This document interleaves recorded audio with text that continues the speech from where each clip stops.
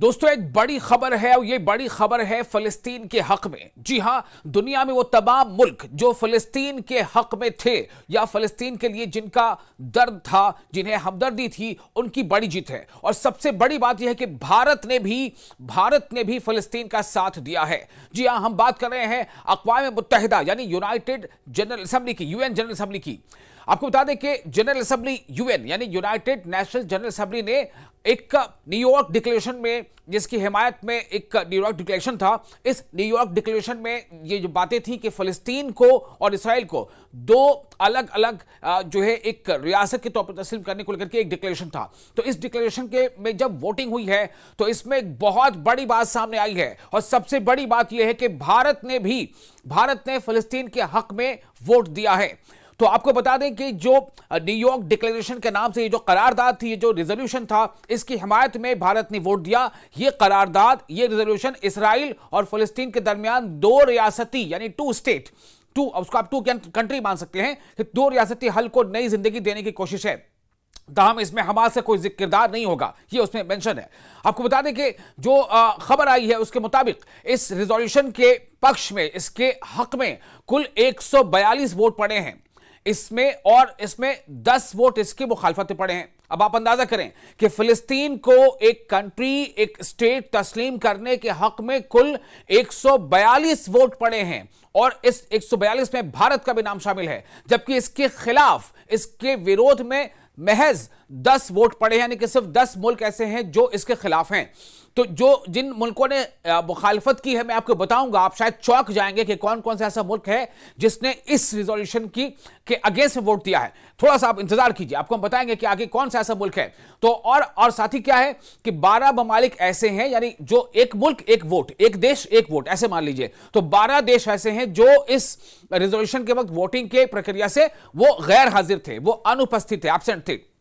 तो कुल इसका मतलब क्या हुआ कि 142 वोट पड़े पक्ष में कि हां, फिलिस्तीन को एक कंट्री तस्लीम किया जाए, फिलिस्तीन को एक अलग रियासत तस्लीम किया जाए। इसके हक में 142, जिसमें भारत का भी वोट है, साथ ही पाकिस्तान का तो है ही, और साथ ही आपको बता दें कि इसके अलावा 12 जो वोट हैं, वो 12 देश जो थे वो गैर हाजिर थे, वो अनुपस्थित थे, और 10 जो है उन्होंने इसके खिलाफ, यानी उन्होंने वोटिंग की, लेकिन इस रिजोल्यूशन के खिलाफ वोटिंग की। और आप चौंक नहीं जाएंगे, बल्कि आपको हम बताएं इसमें दो देश और कौन से शामिल है। इसमें जाहिर है कि एक इसराइल है और दूसरा, बिल्कुल सही, आपने शायद सही गेस किया, दूसरा अमेरिका।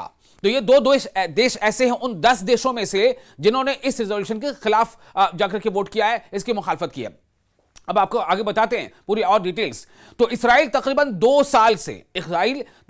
साल से जो यूनाइटेड नेशन के सिक्योरिटी काउंसिल है, अक़वाम मुत्तहिदा के इदारों को तनकीद का निशाना बनाता रहा है, उस पर तंज कसता रहा है और उसकी मजम्मत करता रहा है, उसे कंडेम करता रहा है 2 साल से लगभग। बहुत सारे अलग अलग एजेंसीज हैं जो यूनाइटेड नेशंस जनरल असेंबली के, यूएन के, उसको, और उन्होंने 7 अक्टूबर 2023 को हमास के हमले की मजम्मत नहीं की।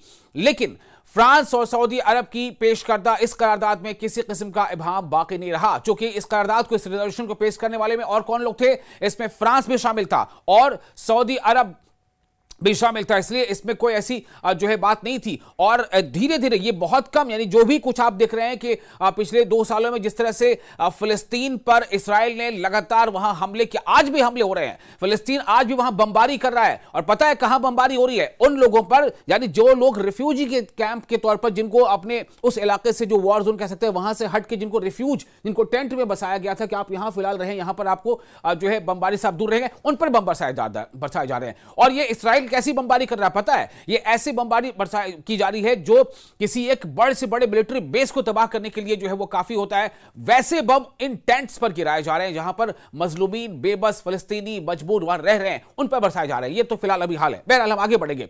तो फिलिस्तीन के मसले के पुरअमन हल और 2 रियासती यानी 2 स्टेट हल, यानी कि एक इसराइल को तस्लीम किया जाए और एक फिलिस्तीन को एक कंट्री या स्टेट तस्लीम किया जाए, इस मिशन के साथ, जो 2 रियासती इसको कहते हैं, 2 स्टेट थ्योरी। तो 2 स्टेट हल के निफाज के लिए, इसको इंप्लीमेंट करने के लिए न्यूयॉर्क डिक्लेरेशन के जो उसका जो प्रेफेस था, उसमें जो बातें लिखी गई थी, उसमें कहा गया था कि हमास को तमाम यरगमालियों को आजाद करना होगा, जो उसमें टर्म एंड कंडीशन थे, और जनरल असेंबली 7 अक्टूबर को आम शहरियों पर हमास के हमलों की मजम्मत करती है।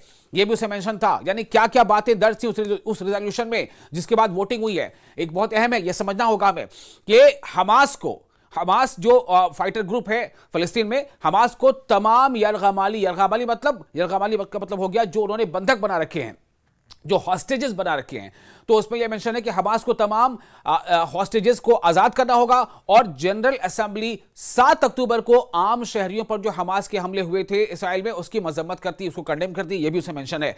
मजीद कहा गया, आगे कहा गया कि गजा की जंग के खात्मे और इसराइल फलस्तीन तनाजे के मुनसिफाना यानी कि जस्टिस के साथ, इंसाफ के साथ, मुनसिफाना, पुरअमन और पायदार यानी मुस्तकिल, स्टेबल, लॉन्ग रनिंग पायदार हल के लिए इज्तिमाई इकदाम नागुज़ीर है। यानी जॉइंट एफर्ट होने चाहिए जो 2 रियासती 2 स्टेट हल के मुअस्सर निफाज पर मबनी हो।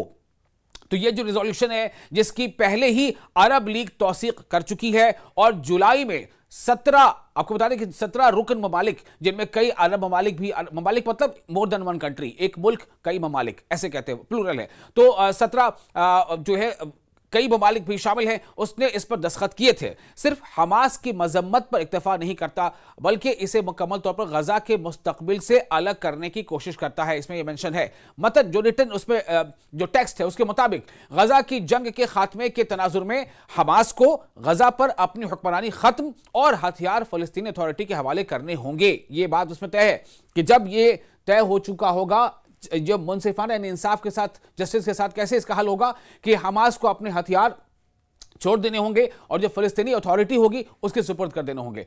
बैनुल अक़वामी यानी इंटरनेशनल शमूलियत, इंटरनेशनल जो इसमें पार्टिसिपेशन है और इसमें जो इंटरनेशनल जो एड होगा उसके ताउन के साथ, ताकि एक खुद मुख्तार और आजाद यानी कि सॉवरेन, संप्रभु, एक खुद मुख्तार और आजाद फलस्तीनी रियासत के मकसद को हासिल किया जा सके। इसी को अब आप सोचें कि 142 मुल्क, इसमें कितनी बड़ी हार है। भले ही ये एक अलामती हार हो, बहुत बड़ी हार है, बहुत बड़ा मोरल जो है वो लॉस है इसराइल का, कि जब यूएन जनरल असेंबली में एक इजलास न्यूयॉर्क डिक्लेरेशन के नाम से एक रेजोल्यूशन पास किया गया, उस रेजोल्यूशन में यह बात दर्ज है कि इसराइल और फलस्तीन 2 स्टेट यानी 2 कंट्री जो है उसको एक्सेप्ट किया जाए। और उसमें आप सोचें कि 142 कंट्रीज ने इसके हक में, इसके पक्ष में वोट डाला, जिसमें भारत का भी नाम शामिल है। गर्व से कहता हूं इस बात को। और सिर्फ 10 ऐसे देश हैं जिन्होंने इसका विरोध किया। उन 10 देशों के नामों में ही इसराइल और अमेरिका शामिल है। और भी कुछ देश हैं जो अमेरिका के साथी देश माने जा सकते हैं। तो 142 देश इसके साथ हैं, 142 देश इस वोटिंग के पक्ष के साथ हैं, इस रेजोल्यूशन के पक्ष में है, और महज 10 देश ऐसे हैं जो इसके विरोध में हैं, और 12 देश ऐसे थे जो इससे एब्सेंट रहे थे। तो अब आपको बता दें कि ये वोटिंग अक़वाम मुत्तहिदा यानी कि जनरल असेंबली जो है, यूनाइटेड नेशन जनरल असेंबली के आइंदा इजलास से पहले हुई है, जो 22 सितंबर को रियाज और पेरिस की मुश्तरका मेजबानी में न्यूयॉर्क में मुनक़िद होगा। यानी कि एक और अभी असेंबली का सेशन इसमें होगा। कब होगा? 22 सितंबर को, जो रियाज यानी सऊदी अरब और पेरिस यानी फ्रांस, तो इन दोनों के मुश्तरका, इन दोनों के ज्वाइंट इनकी हॉस्टशिप होगी। ये दोनों मिलकर इसको होस्ट करने जा रहे हैं। मुश्तरका मेजबानी में न्यूयॉर्क में मुनक़िद होगा। इस इजलास में फ्रांस के जो सदर हैं इमानुएल मैक्रों, उन्होंने वादा किया है कि वो बाज़ाब्ता तौर पर फिलिस्तीनी रियासत को तस्लीम करेंगे। यानी एक तो रिजोल्यूशन हुई, पास हुआ, रिजोल्यूशन के हक में 142, उसके पक्ष में 142 कंट्रीज ने हामी भरी। भारत भी इसके साथ है। भारत ने तीसरी बार, अभी हाल के दिनों में दिखाया तो तीसरी बार इसराइल के खिलाफ वोटिंग की है, इसराइल के खिलाफ स्टैंड लिया है। और इस बार भी इसराइल ने हालांकि इस रेजोल्यूशन का विरोध किया, लेकिन भारत ने इस रेजोल्यूशन का पक्ष में वोटिंग की है, यानी कि इसराइल के खिलाफ, अमेरिका के खिलाफ। तो उधर इंटरनेशनल क्राइसिस ग्रुप के यूएन डायरेक्टर रिचर्ड गोविन ने जो इस बारे में आगे बातचीत करते हुए बताया है कि यह बात अहम है कि आखिरकार जनरल असेंबली यानी UNSC, United Nations General Assembly, UNGC, तो आखिरकार जनरल असेंबली ने ऐसे रेजोल्यूशन को मंजूर कर लिया जो सीधे जो डायरेक्ट हमास की मजम्मत करती है। इसमें खास बात यह है कि इस रेजोल्यूशन में हमास को कंडेम भी किया गया है, चाहे इसराइली ये कहें कि यह बहुत कम और ताखिर से हुई है। उन्होंने मजीद कहा कि अब कम अज कम जो वो रियासतें जो फ़लस्तीनियों की हिमायत करती हैं, जो भी देश हैं जो फ़लस्तीन के साथ खड़ी हैं, जो फ़लस्तीन के सपोर्ट करती हैं, इस्राएली इल्ज़ामात को रद्द कर सकती हैं कि वो बिलवास्ता तौर पर हमास की हिमायत कर रही हैं। यानी कि इसराइल का क्या कहना था? इसराइल का कहना था कि जो देश भी फ़लस्तीन का हिमायत कर रहे हैं, दरअसल वो हमास का साथ दे रहे हैं। ऐसा नहीं है, चूंकि इन देशों ने जो इस रेजोल्यूशन को पे वोट किया है इसके पक्ष में, तो इस रेजोल्यूशन में यह लिखा है कि हमास को अपने हथियार छोड़ने पड़ेंगे और हमास को अपने हथियार जो है वो जो फ़लस्तीनी अथॉरिटी होगी उसके हवाले करने पड़ेंगे, और ये शर्त है उसमें, ये बातें दर्ज हैं। इसका मतलब यही हो गया कि अगर ये हमास का समर्थन कर रहे होते तो फिर इस पॉइंट पे साइन नहीं करते, इस पर वोट नहीं करते, लेकिन इन्होंने इस पॉइंट को माना। इसका मतलब है कि हमास के साथ ये नहीं है। जो देश भी फ़लस्तीन की हक की बात कर रहे हैं वो फ़लस्तीन की बात कर रहे हैं, फ़लस्तीन के अवाम की बात कर रहे हैं, वो गजा के शहरियों की बात कर रहे हैं। तो ये बात अब क्लियर हो गई और इसराइल को अब ये बहाना नहीं मिलेगा कि जो भी फ़लस्तीन के साथ खड़ा है या साथ आवाज लगा रहा है वो दरअसल हमास का साथ दे रहा है। ऐसा बिल्कुल नहीं है। ये इसराइल इसी चीज को लेकर के जो है वो एम्बिग्विटी पैदा करके और लोगों के बीच या दुनिया के बीच एक गलत पैगाम जो है वो दे रहा था। तो ये इसराइली तनकीद, यानी इसराइली जो इसको लेकर के बार बार कंडेम करते थे, ये इसराइली तनकीद से बचाव के लिए इन्हें एक ढाल फराहम करती है कि हम फ़लस्तीन के अवाम के साथ हैं, फ़लस्तीन के साथ हैं, गजा के शहरियों के साथ हैं, न कि हमास के साथ। और इसी शर्त के साथ फ़लस्तीन और इसराइल दो अलग अलग स्टेट्स जो है वो होने चाहिए। और इस बात पर 142 देश जिसमें भारत भी शामिल है उसने इसके पक्ष में वोट दिया। झटका लगा है बहुत बड़ा नेतन्याहू को और अमेरिका को भी जाहिर है कि सिर्फ 10 देश ऐसे हैं जिन्होंने इसका विरोध किया। उन 10 देशों में ही इसराइल और अमेरिका का नाम शामिल है। तो फ्रांस के सदर इमानुएल मैक्रोन ने फ्रांसीसी सदर के अलावा कई दीगर अन्य आलमी रहनुमाओं ने भी इस इजलास के दौरान फिलिस्तीन रियासत को तस्लीम करने के लिए, उसे अप्रूव करने के लिए कि यस हम उसे अप्रूव करते हैं, ये मानते हैं कि फिलिस्तीन एक अलग रियासत है, एक स्टेट है, एक मतलब कंट्री है, तो अलग रियासत को करने के लिए अपने इरादे का ऐलान कर चुके हैं। ये इक़दामात इसराइल पर गजा में जंग खत्म करने के लिए दबाव बढ़ाने की कोशिश समझे जा रहे हैं। तो न्यूयॉर्क डिक्लेरेशन, यही नाम था इस रेजोल्यूशन का, न्यूयॉर्क डिक्लेरेशन। तो न्यूयॉर्क डिक्लेरेशन में इस बात पर भी जोर दिया गया है कि गजा की तबाह हाल सूरत हाल में यूनाइटेड नेशन की यानी अक़वाम मुत्तहिदा की सलामती काउंसिल के मैंडेट के तहत एक आर्जी बैनुल अक़वामी, आर्जी मतलब क्या होता है, टेम्पररी, इंटरनेशनल इस्तेहकाम मिशन तैनात किया जाए ताकि फ़लस्तीनी शहरी आबादी की मदद की जा सके और सिक्योरिटी की जिम्मेदारियां फ़लस्तीनी अथॉरिटी को मुंतकिल की जा सके। अक़वाम मुत्तहिदा यानी संयुक्त राष्ट्र संघ यानी यूनाइटेड नेशंस, तो अक़वाम मुत्तहिदा के 193 रुकन ममालिक, कुल उसमें कितने मेंबर ममालिक हैं, मेंबर देश हैं 193। अक़वाम मुत्तहिदा के 193 रुकन ममालिक में से तकरीबन 3/4 यानी 3/4 फ़लस्तीनी रियासत को तस्लीम कर चुके हैं। अब आप देखिए कितनी बड़ी जीत है ये फ़लस्तीनियों की कितनी बड़ी जीत है और इसराइल को कितना बड़ा झटका है, कितनी बड़ी हार है कि जो संयुक्त राष्ट्र संघ के कुल 193 सदस्य हैं उनमें से 142 ने इसका पक्ष लिया है, जबकि सिर्फ 10 इसके खिलाफ गए हैं, जिसमें इसराइल है और अमेरिका है, और 12 तो उसमें वोटिंग में शामिल नहीं हुए थे। तो ये तकरीबन 3/4 फ़लस्तीनी रियासत को तस्लीम कर चुके हैं, मान चुके हैं। ताहम 2 साल जंग ने गजा को तबाह कर दिया है, ये एक सच्चाई है। आज भी, यानी आज हम जब आपसे बातचीत कर रहे हैं उससे कुछ घंटों पहले भी गजा पे बमबारी हुई है, मजलूम गजा पर, बेबस गजा के लोगों पर, और जो बिल्कुल निहत्थे हैं गजा के, वो लोग जो टेंटों में रह रहे हैं, जिनमें ज्यादातर खवातीन हैं, बच्चे हैं, बूढ़े हैं, उन पर इसराइल बम बरसा रहा है।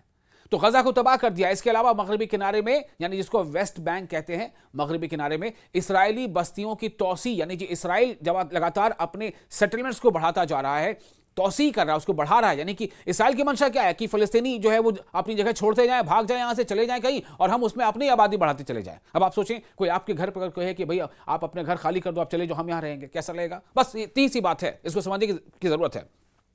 तो इसराइली बस्तियों की तौसी और इसराइली हुक्काम की जानिब से इस इलाके को जम करने यानी उसको मर्ज करने की ख्वाहिश ने इस आशंका को बढ़ा दिया है कि आज़ाद फ़लस्तीनी रियासत का वजूद अब मुमकिन है या नामुमकिन है। ये इसमें एक शक है, मतलब एक क्वेश्चन है। लेकिन चूंकि अब इतने देश साथ आ गए, इसराइली वज़ीर आज़म नेतन्याहू ने जो अभी हाल ही में कहा था कि हम अपना वादा पूरा करेंगे जिसमें कोई फ़लस्तीनी रियासत कायम नहीं होगी। अब सोचिए इसराइली वज़ीर आज़म, अब आप देखें बात नियम कानून की होती है ना, तो एक तरफ तो यूएन यानी संयुक्त राष्ट्र संघ, यूनाइटेड नेशन, वहां के मेंबर जो कंट्रीज हैं 193 में से 142 जो है इसके पक्ष में है कि फ़लस्तीनी अलग रियासत बननी चाहिए। लेकिन अब इसराइल क्या कह रहा है कि हम जो है कोई फ़लस्तीनी रियासत कायम नहीं होगी। ये उसकी हठधर्मी देखिए।